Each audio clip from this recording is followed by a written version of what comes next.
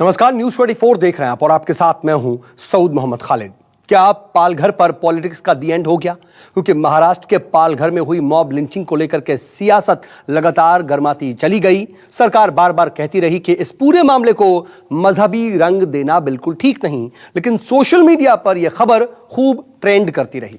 कभी इसे हिंदू मुस्लिम से जोड़ा गया तो कभी सियासी पार्टियों से जोड़ा गया। पुलिस ने भी 101 लोगों को गिरफ्तार कर यह ऐलान कर दिया कि कोई भी गुनाहगार बख्शा नहीं जाएगा। लेकिन सियासी हमले लगातार होते रहे और इन सब के बीच उधर संत समाज ने भी महाराष्ट्र सरकार को जमकर कोसा, जिसके बाद अब सरकार ने इन सभी आरोपियों की लिस्ट जारी कर दी है और कहा है कि इसमें एक भी मुस्लिम नहीं है। तो क्या अब इस पूरे मामले पर इस लिस्ट के सामने आने के बाद सियासत बंद हो गई?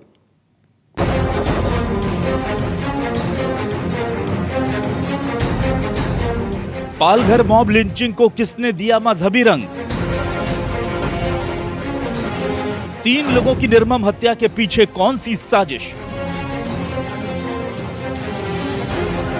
इंसानियत के कत्ल पर किसने सेंकी सियासी रोटी? पालघर कांड का नहीं है कोई हिंदू मुस्लिम कनेक्शन।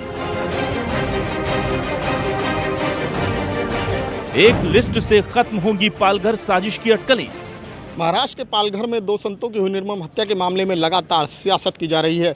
जहां एक तरफ इसको सांप्रदायिक रंग देने की कोशिश की जा रही है, वहीं महाराष्ट्र सरकार इस मामले को लेकर पहले लगातार बैकफुट पर थी, लेकिन अब महाराष्ट्र सरकार ने एक लिस्ट जारी कर 101 लोगों के नाम बताए हैं, जिसमें एक भी मुसलमान नहीं है। जैसे इस पूरे मामले को सांप्रदायिक रंग देने की कोशिश की जा रही थी, इस लिस्ट के जारी होने के बाद महाराष्ट्र सरकार को उम्मीद है कि शायद अब ये सियासत थम जाएगी। किसी भी सभ्य समाज को विचलित कर देने वाली इन तस्वीरों से देश दहल गया।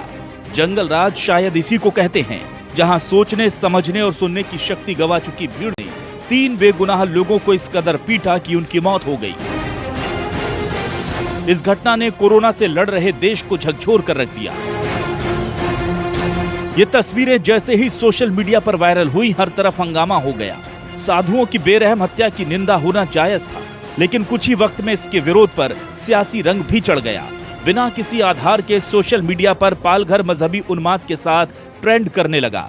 कई ट्वीट, व्हाट्सएप, फेसबुक पोस्ट में ये झूठा दावा होने लगा कि हिंदू साधुओं पर मुस्लिम पक्ष ने सोची समझी साजिश के तहत यह हमला किया। बिना किसी जांच के ही एक समुदाय को इस पूरी घटना का जिम्मेदार ठहरा दिया गया।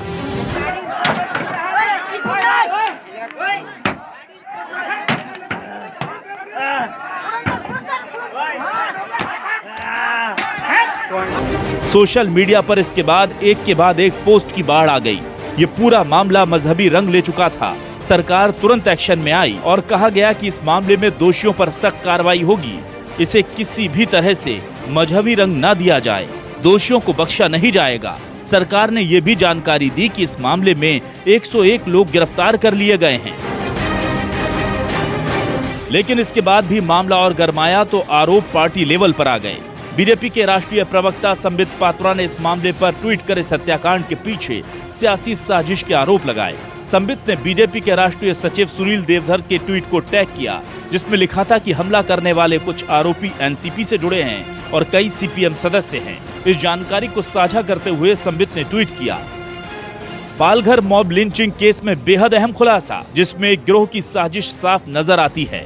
राजनेता और ये लीडर घटना वाली जगह पर क्यों थे? वो यहाँ क्या कर रहे थे? भड़का रहे थे? और ये जिन पार्टी के लोग वहाँ मौजूद थे, वो भगवा से नफरत करने वाली पार्टी हैं। उधर इस पूरे मामले पर कवि कुमार विश्वास ने भी कड़ी प्रतिक्रिया दी। कुमार विश्वास ने ट्वीट किया कि महाराष्ट्र शासन के माथे पर कलंक है। पालघर की लोमहर्षक घटना छत्रपति महाराज शिवाजी की धरा पर मित्रता शत्रुता से ऊपर उठ चुके साधुओं को अगर उन्मादी जाहिल भीड़ घेर कर मार दे तो ये उस ऐतिहासिक परंपरा पर धब्बा है जिसमें शत्रु पक्ष की महिलाओं तक को आदर दिया जाता है। भीषण दंड मिले। संत समाज ने महाराष्ट्र सरकार के खिलाफ हल्ला बोल दिया। एक एक कर जमकर वार हुए। हर तरफ से महाराष्ट्र सरकार की आलोचना होने लगी और संतों ने कूच का ऐलान कर दिया कि कार्रवाई दिखती तो है कि वो उन्हें बचा रही है, उनका संरक्षण कर रही है, पर पुलिस भी बहुत अधिक विवश हो गई या बहुत अधिक लाचार हो गई उन आतताइयों के सामने। वह पुलिस उन साधुओं की रक्षा नहीं कर सकी। मैं महाराष्ट्र सरकार से कड़ी कार्रवाई की मांग करता हूं। दोषियों पर कड़ी कार्रवाई हो और उनका पता लगाया जाए, उन कारणों का पता लगाया जाए कि किन कारणों से उस उत्तेजित और आक्रामक भीड़ ने उन निरीह और निश्चल सन्यासियों की हत्या की। उच्च स्तरीय जांच कमेटी की गठन की जाए, एसआईटी की गठन की जाए, या इस पूरे घटनाक्रम की और इस हत्याओं के पीछे की क्या कोई साजिश है, क्या कोई कॉन्स्पिरेसी है, इसकी सीबीआई जांच भी हो और दोषियों को कड़ी से कड़ी सज़ा हो। और अगर इस पूरे घिनौने मॉब लिंचिंग के कृत्य में अगर कोई पुलिसकर्मी भी पाया जाता है तो उस पुलिसकर्मी पर भी पूरी बहुत ही कड़ी कार्रवाई हो।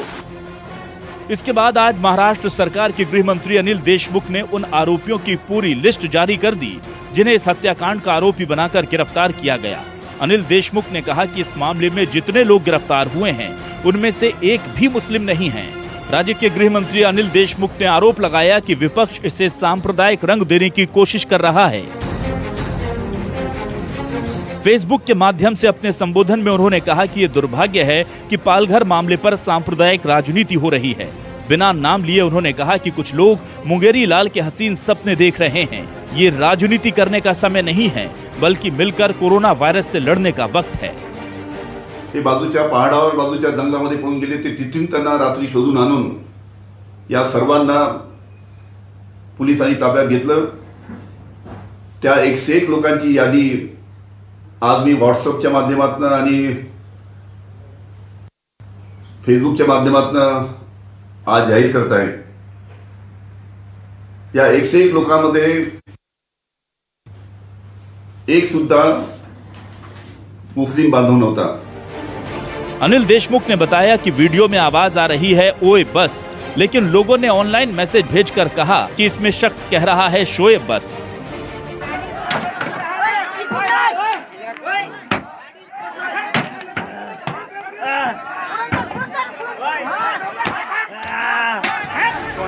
उन्होंने कहा कि आज पूरे महाराष्ट्र में सभी कोरोना से लड़ाई लड़ रहे हैं। ऐसे में धार्मिक रंग लाना बिल्कुल गलत है, लेकिन ऐसे समय में कुछ लोग मुंगेरी लाल के हसीन सपने देखने का काम कर रहे हैं। सभी सरकार की सहायता करें। ओए बस म्हणून ते बांधव आवाज देत होते।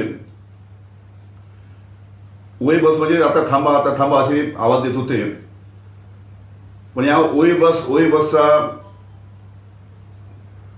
विपर्यास शोएब बोलतोय ऐसा करण्यात आला।